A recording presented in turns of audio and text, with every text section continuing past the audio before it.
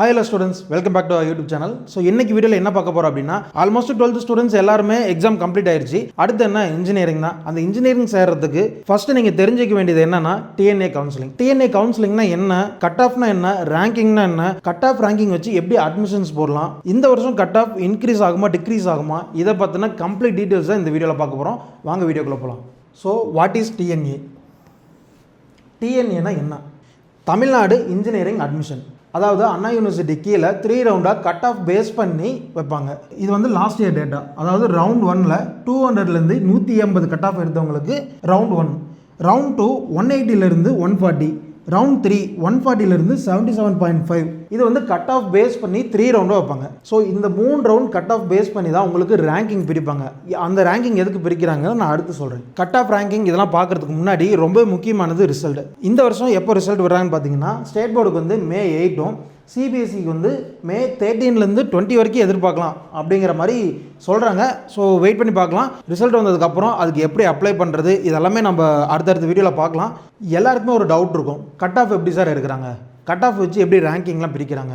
First cut off எப்படி எடுக்கிறாங்கன்னு பார்த்தீங்கன்னா நீங்கள் 12th எழுதுகிற மேக்ஸ், ஃபிசிக்ஸ், கெமிஸ்ட்ரி இந்த 3 சப்ஜெக்ட்லையும் நீங்கள் எவ்வளோ மார்க் எடுக்கிறீங்க அதை பேஸ் பண்ணி தான் உங்களுக்கு கட் ஆஃப் எடுப்பாங்க. முக்கியமாக இன்ஜினியரிங் போகிற ஸ்டூடெண்ட்ஸ் ஃபோக்கஸ் பண்ண வேண்டியது இந்த 3 சப்ஜெக்ட் தான். ஸோ இந்த 3 சப்ஜெக்ட்டில் நீங்கள் மேஜராக ஃபோக்கஸ் பண்ணி நல்ல மார்க் ஸ்கோர் பண்ணாலே போதும், கட் ஆஃப் பற்றி நீங்கள் கவலைப்பட வேண்டாம். ஸோ இந்த மாதிரி தான் மேஜர் சப்ஜெக்ட்லாம் வச்சு கட் ஆஃப் பிரிப்பாங்க. நீங்கள் ஃபோக்கஸ் பண்ண வேண்டியது இந்த 3 சப்ஜெக்ட் தான். இன்ஜினியரிங்க்கு ரொம்ப முக்கியமானது மேக்ஸ், கெமிஸ்ட்ரி, ஃபிசிக்ஸ். இந்த 3 சப்ஜெக்ட்லையும் லாஸ்ட் இயர் சென்டம் எடுத்தவங்களோட கவுண்ட் பார்த்தீங்கன்னா மேக்ஸில் பார்த்தீங்கன்னா 3022, ஃபிசிக்ஸில் பார்த்தீங்கன்னா 1125, கெமிஸ்ட்ரியில் பார்த்தீங்கன்னா 3181. இதெல்லாமே லாஸ்ட் இயர் சென்டம் எடுத்தவங்களோட கவுண்ட். நான் பர்சனலாக சர்வே பண்ண வரைக்கும் பார்த்தீங்கன்னா எல்லா ஸ்டூடெண்ட்ஸுமே சொல்கிறது ஒரே பதில் தான், சப்ஜெக்ட் ரொம்ப கஷ்டங்க, சென்டம் எடுக்க வாய்ப்பே இல்லை.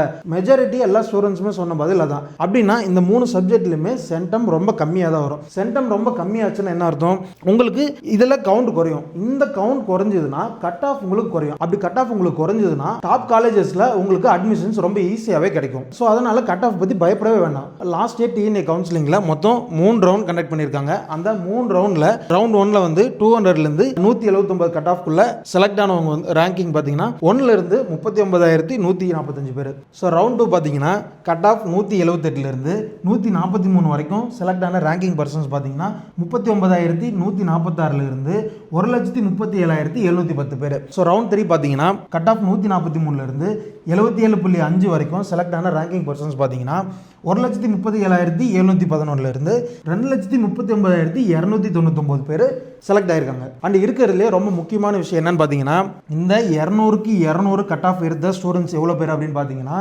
141 ஸ்டூடெண்ட்ஸ் வந்து 200க்கு 200 கட் ஆஃப் எடுத்திருக்காங்க. ஸோ இந்த வருஷம் வெயிட் பண்ணி பார்ப்போம் எவ்வளோ பேர் 200க்கு 200 கட் ஆஃப் எடுக்கிறாங்கன்னு பார்க்கலாம். நான் திரும்பவும் அதே தான் சொல்கிறேன், என்னென்னா உங்களுக்கு வந்து இந்த வருஷம் சென்டம் வந்து ரொம்ப கம்மியாக தான் வரப்போகுது. அப்படி சென்டம் ரொம்ப கம்மியாக வந்துச்சுன்னா உங்களுக்கு வந்து கட் ஆஃப் இதில் வந்து கட் ஆஃப் ரொம்ப குறையும். அப்படி கட் ஆஃப் குறைஞ்சது அப்படின்னா ஈஸியாக உங்களால் டாப் காலேஜஸில் போய் அட்மிஷன் சேர முடியும். கட் ஆஃப் விட ரேங்க் தான் ரொம்ப ரொம்ப முக்கியம். ஸ்டூடெண்ட்ஸ் அண்ட் பேரண்ட்ஸ் நான் திரும்ப ஒரே விஷயம் தான் சொல்ல போகிறேன், ரேங்க் தான் ரொம்ப முக்கியம். அதாவது என்னோட பர்சனல் சர்வே நான் எடுத்த வரைக்கும் சென்டம் ரொம்ப கம்மியாக தான் வரப்போகுது.